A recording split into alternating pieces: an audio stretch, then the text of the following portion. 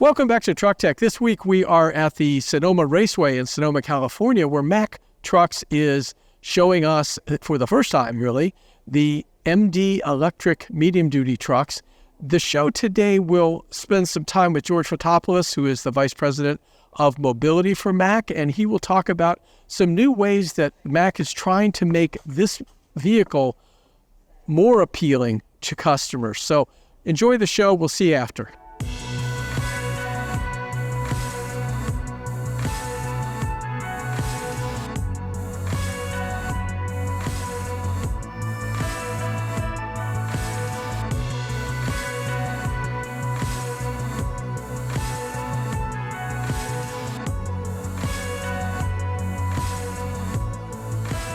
I'm here with George Fotopoulos, is the Vice President of e-mobility for Mack Trucks. George, thanks for joining us. The idea of electric vehicles, are a little bit off-putting to some people simply because they're so unapproachable from a price perspective. You're attacking it. Let's get right into that and talk a little bit about what you give the name? Electrify subscription. Awesome. Electrify. It's got a nice ring to it. It really does. It does, yeah. So let's talk a little bit about that. The whole idea being that you're Mack has become a truck as a service provider now. Yeah, so let me explain a little bit what happens. So what the business model is, Electrify subscription, is you pick a term in the beginning. So it's not a weekly, a monthly term. You pick a term that is a 3-year, a 4-year, or a 5-year term. And based on that, you get a rate tiering that has a mileage associated with that given rate. And whatever you use for that month, let's say it's 2,000 miles, it's times a rate that you have a monthly invoice at the end. And as you use the truck more mileage, you fall into a lower tiered pricing, and that's what you pay at the end of the month. So it's all inclusive of everything from the truck, the body, the AC charging, and even the service and maintenance of the vehicle is all inclusive in that flexible monthly payment. As you use your truck, the payment flexes with your monthly bill. To some extent, though, you're doing the same thing that many of us do when we buy a vehicle, and that is, what's my monthly nut? How much do I have to pay you every month? That's really becomes kind of what's happening, but there's much more to it than that, because you're bringing in the opportunity to figure out how to apply for certain incentives, which do require more than, say, a year subscription. You need 3 years maybe or more, and you're able to work with a lot of other folks, I guess, that offer truck as a service type of businesses. Is that right? Yeah, that's true. I mean, anybody can become a customer of this business model. And what is that monthly nut that you mentioned? Well, first, I want to go with incentive programs. So the incentive programs can be incorporated, and obviously what they will do is that lower that tiered pricing, so that the cost per mile gets lowered as you bring incentives into the equation. What is that monthly nut? There is also a minimum. The minimum monthly committed miles is 1,700. So if you use it 1,700 miles and times it by that mileage rate is what the monthly payment's going to be. If you use it less, it's still 1,700 miles for that minimum monthly payment. So there is a floor for that, as you stated it, monthly nut. Right. Well, and again, I just take things to the simplest equation that I can. But I want to understand a little bit more. I mean, the whole idea, you seem to hit the timing just right with the introduction really in 2020 of the MD as a diesel. And now, you're the third or fourth player in the medium duty space, an area that's growing. I think you said 60 to 80,000 total class 6 and 7 trucks. 80,000. 80,000, sorry. Annual number for that size. Yeah. So at some point, electricity or electrified vehicles will become a greater proportion of that. Coming in now, this is allowing you to do what? Simplify the purchasing process for the customer and lower the barrier of entry when it comes to hitting out a capital investment and spreading it over a usage payment. Mm-hmm. So not only does it limit the amount of time that they have the vehicle in service, so the requirement for them to it be a 3-year minimum business model, but it also allows the payment to flex with their business. As they're using the transportation more, they apply that monthly transportation rate for greater mileage, more revenue coming in, and of course it's going to increase the cost of transportation. And a lot of flexibility. So flexibility in there. Yeah, there's flexibility built in, I was going to say, because if you decide that all of a sudden my business is doing really well, then I can switch to one of the greater tiers, I guess, or one of the longer terms. Yeah, sure, which will also then drop the payment amount for that given mileage. So the more that you commit, the actual payment per mile drops. If it's a 3-year versus a 5-year commitment, the monthly cost, the mileage cost will drop accordingly. The more you commit, the smaller the payment of that tier pricing is. Right. And in some ways, I would think that this program, the Electrify, is really allowing the same sort of testing the market or testing the waters for customers that even getting electric is at all. I mean, the idea of electric truck is great. Well, I can't afford that. But you said there's kind of three things, right? There's three areas, three main hiccups, if you will, that stop people. One is obviously the price. Yeah, so the barrier of entries. What are the barrier of entries when you go to transition to EV? One is the actual vehicle capability itself and what it's able to perform on the job in a day in and day out basis. When you look at the medium duty electric, it is a one-to-one comparable vehicle to the ICE equivalent, the ICE being the internal combustion engine. So that's the first barrier. The second barrier is charging, the charging infrastructure. We know there's difficulties, obviously, with the charging infrastructure. What we brought to the equation with the Mack medium duty electric is as simplified charging with AC charging capability. And that AC charging allows you to charge the vehicle overnight without having to do major investments in your infrastructure. Putting copper under the ground can be quite expensive. Sure. And the third barrier of entry when it comes to electric vehicles in your transition is actually the business case economics, which we're looking to solve here with the Electrify subscription model. So 0 to no cost up front, and you pay as you go. You pay per mileage as you use the vehicle in a monthly payment. Right. I want to go back to AC for a minute because, we do have a lot of return to base activity in medium duty anyway.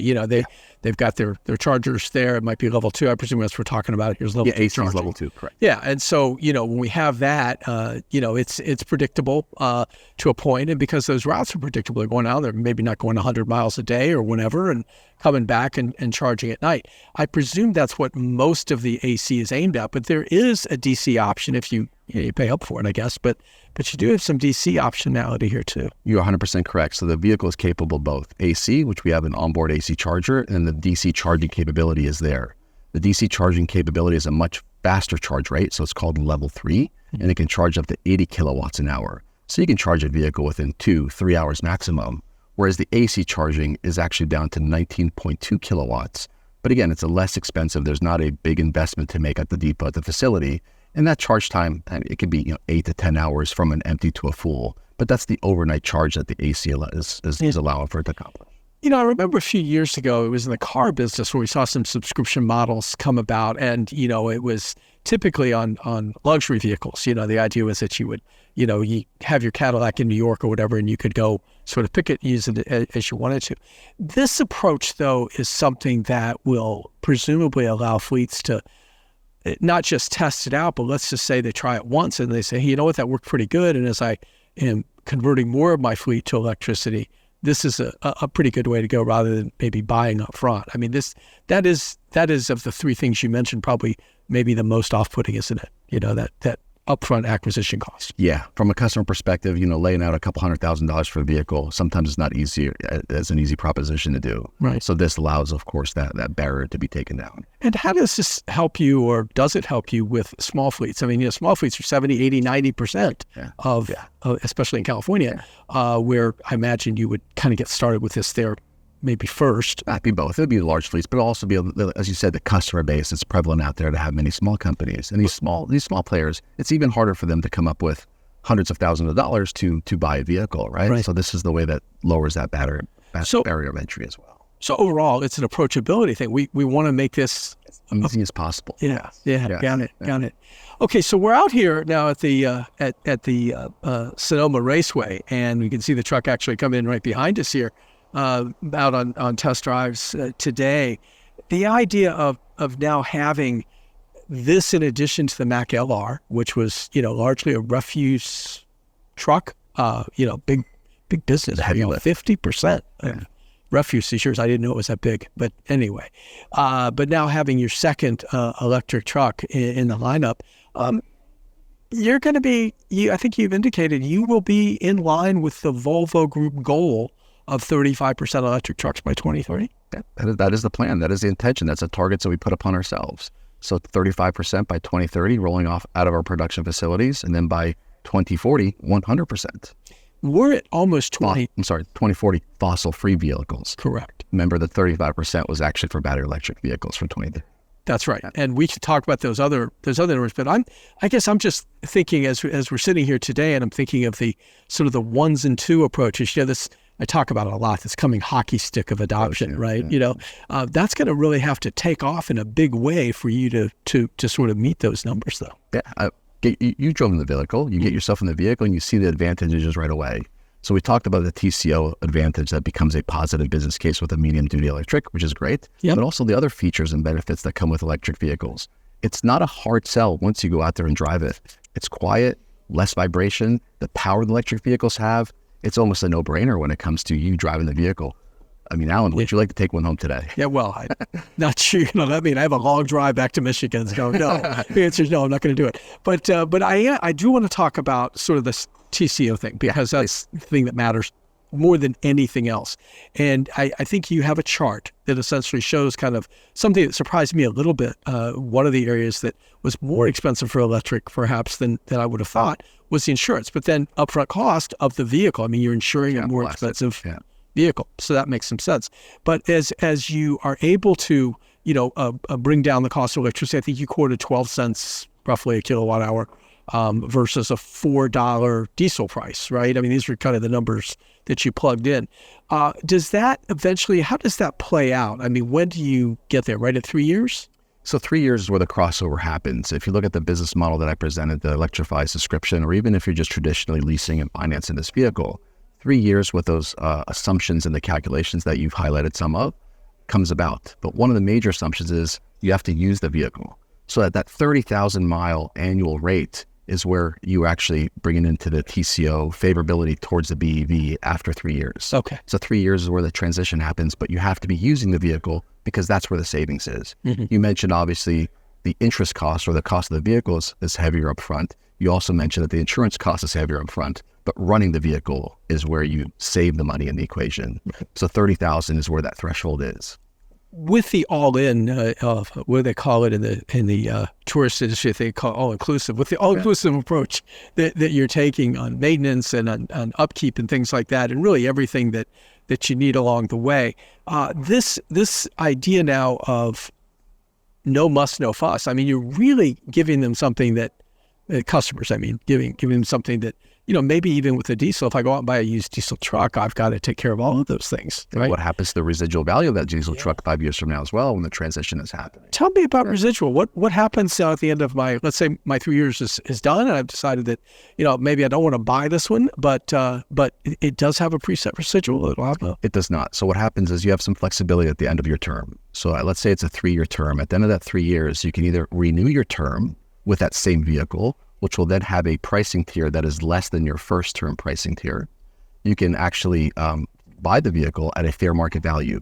So there is no set residual, or you can simply walk away and turn in the vehicle. So those are your options, the flexibility that we have built in towards the end of your term. The last one, of course, is the one that most resembles a lease. If I go lease a vehicle for 2 years, I can drop off the keys, take the bus home or walk home.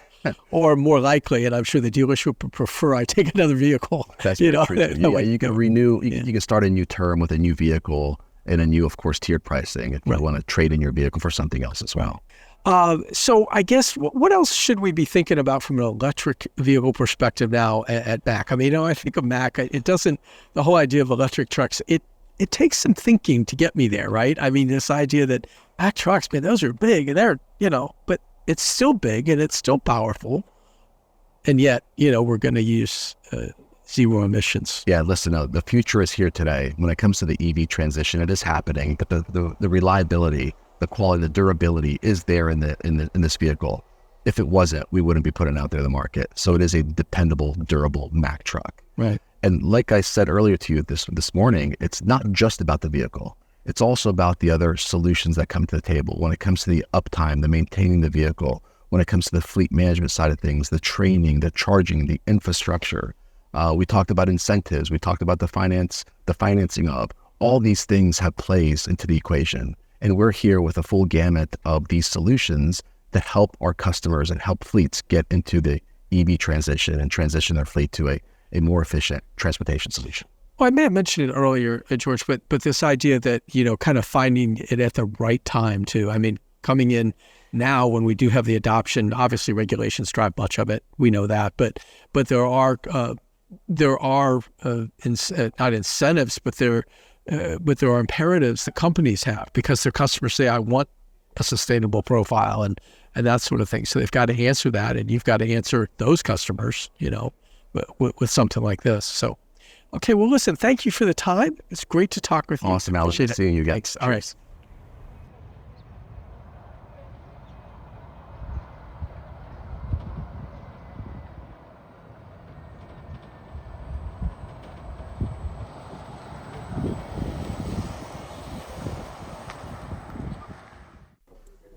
Well, Scott Barraclaw, it's really good to have you. I just wanted to ask a few questions because, when we get talking about electric trucks, Yes. Mack is not the first in, but you're certainly now in time. Your second electric truck with the medium duty. Yes. Some of the highlights, one that stood out to me was just how much oomph, how much power you're really offering the medium duty Yes. customer. Yes. Yeah, I mean, the truck for the medium duty space really does have a nice power to it, and that's really the second thing the operators comment about on the truck is the pickup. They really like that. Of course, electric motors make the maximum torque at 0 RPM, so it's instant power. There's no waiting for a turbocharger to spool up or a torque converter. We certainly saw that on the track today. A few people just kind of punched it right out of the... Well, that's fun. You got to see what it does, right? That's right. No, but of course, the power is limited through software, of course, because you don't want people doing drifting onto the track, or doing burnouts out of the parking lot. That doesn't do anybody any good. But no, it gets out of its own way pretty well. Yeah. I guess I'm wondering, and I know this is not really a prediction question or anything, but I'm wondering, as we move to more electric trucks, and we will because we're being regulated in that way, yes. If we're going to see the medium-duty segment grow as a whole, or if this just becomes substitution over time? I would expect, all the truck segments over time just organically grow, but I don't see any additional growth due to the electric. I think it's going to be just, again, like you said, more we're displacing some of the diesel trucks out there. Sure. But again, we're not going to change the world overnight. We're not going to take the whole production and bring it to electric overnight. This will take time like everything. And so, it'll be a blend for some time to come. Right. I want you to just very quickly, because the hood is open, I wondered if you could just show us kind of where the batteries are. Sure. It's interesting that you don't typically find one right up under here like that. Right. I'm looking at it right now. Maybe you could just point it out to us. Yeah, this is your power distribution module. Yep. And underneath of that, and underneath your air conditioning compressor, power steering pump, right here, this large black box, you would say, that is one of the batteries on the vehicle. This truck has a 240 kilowatt hour capacity configuration. So there's really, call it 3 modules. You've got one here, one under the cab, which you can kind of see if you look over here. Right here, it extends up under the cab. And then you also have a third pack that hangs below the frame rail that you can see right here. This is our C-Drive. Correct. C Electric is a partner with this vehicle. They do the e-mobility powertrain, the complete e-mobility powertrain for this vehicle. They've been great to work with, and we're very happy with the product that they provided us. If you look at the installation, it's very clean, very organized. Our engineers and their engineers did a very good job of packaging everything on the vehicle. Well, that brings up the question that was asked earlier too, and that was the whole idea of upfit, that Yes. this is relatively easy to upfit. Right. At least from a box perspective. Yeah. I mean, your goals, similar goals what we had with the diesel truck when we did the Mack medium duty a few years ago, is you want to keep, golden rule is you got to keep everything below waterline on the frame rail because your body's not right on top there. So you've got to keep that clear. And again, minimize the intrusion onto the frame. You don't want to, because the body companies will mount things to the frame, and you don't want to interfere with that or minimize the interference with that. Right. Yep.